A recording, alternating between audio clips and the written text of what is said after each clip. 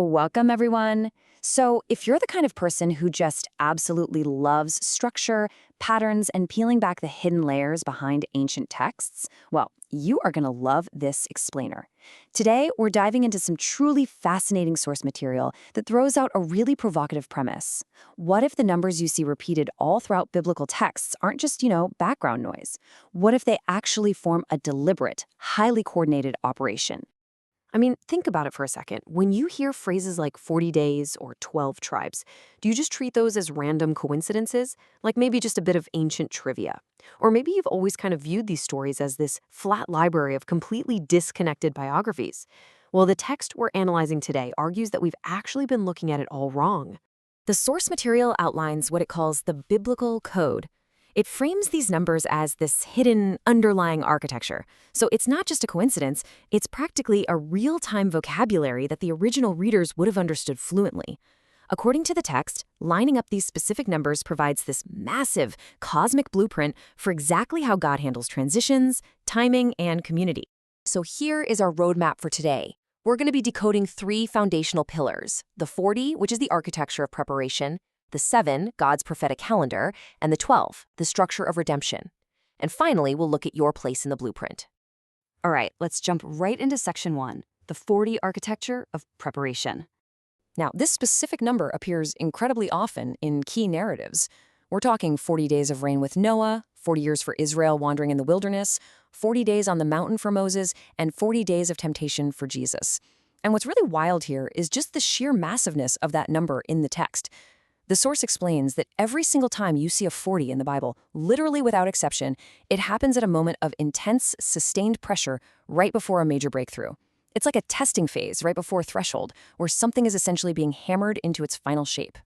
And this brilliantly illustrates the massive paradigm shift the source is proposing here. You see, the common view of a 40-day or 40-year period is that it's all about punishment and judgment, right?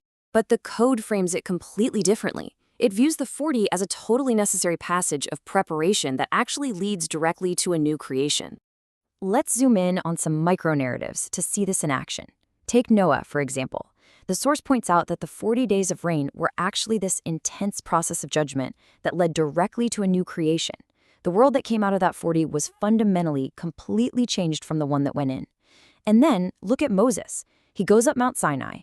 The people completely break the covenant down at the base, so he has to go back up for a second 40 days of intercession.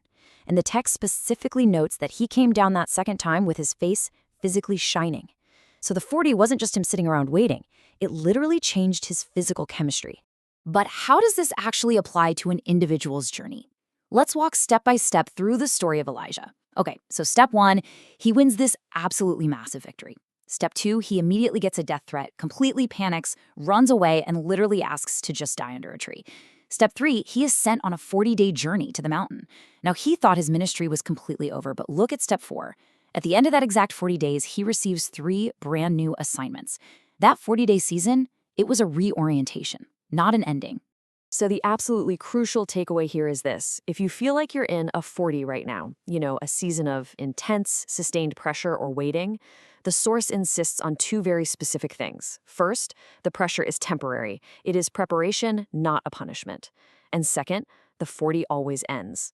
There isn't a single 40 in the text that lasted forever, and when it finally concludes, it sparks a brand new beginning.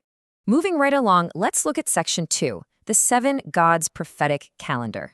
So we're shifting the focus of our explainer now from the process of life to the incredibly precise timing built around Jesus. In Leviticus 23, there are 7 annual feasts given to Israel. Now, a lot of people just view these as ancient religious traditions, right? But the source highlights the specific Hebrew word used here, moed, and that literally translates to an appointment or a scheduled encounter. So the text views these not as dusty old relics, but as actual, scheduled, divine appointments on a literal calendar. And guys, the mathematical precision here is just stunning. The source points out that these first 4 spring feasts were fulfilled on their exact calendar days that were established 1,500 years prior. Jesus died on Passover, the exact day lambs had been sacrificed for 15 centuries. He was in the tomb during unleavened bread, days specifically meant to signify the absence of corruption. He rose on first fruits, the day for celebrating the resurrection harvest. And the Holy Spirit was poured out right on Pentecost. That's 4 feasts, for fulfillments on exact calendar days. Which brings us to a really fascinating claim. Because there are 7 feasts in total, and only 4 have been fulfilled so far, the source material suggests that humanity is currently sitting in what it calls the summer gap. Basically, we are living right now in the interval period between the 4th and the 5th feasts on this massive prophetic calendar. And that leaves the 3 remaining fall feasts. We have trumpets, which represents the announcement, atonement, which is the final resolution of the sin question, and tabernacles, representing God dwelling with his people forever. The source argues that if the mathematical precision of those first 4 was literally exact to the day, well then the trumpet gloss of that 5th feast is as certain as the sun rising tomorrow. All right, let's pivot to section 3, the 12 structure of redemption. We've looked at the process of the 40, the precise timing of the 7, and now we're going to examine how the biblical code outlines the entire structure of God's covenant people. The source material views the 12 tribes not as this one perfect, flawless monolith, but rather as 12 completely complicated portraits of the redeemed. It's basically a living, breathing theological picture telling one cohesive story in 12 very different ways. I mean, when you look at the specific traits of these men, they are highly imperfect. You have Reuben, who is considered super unstable and actually forfeited his inheritance. Levi had this fierce, destructive loyalty that totally had to be redirected by grace into holiness. Asher represented the abundance of provision, while Benjamin was this fierce warrior hosting the house of God. The blueprint really emphasizes that God intentionally used these highly complicated, messy, imperfect parts to build the architecture of eternity. And all of this culminates in the book of Revelation, where the eternal city, the New Jerusalem, literally has 12 gates named for these 12 imperfect tribes and 12 foundations named for the 12 apostles.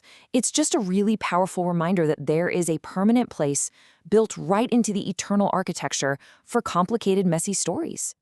And finally, let's wrap up with section 4, your place in the blueprint. So how do the 40, the 7, and the 12 synthesize into one cohesive master blueprint for reality as we know it?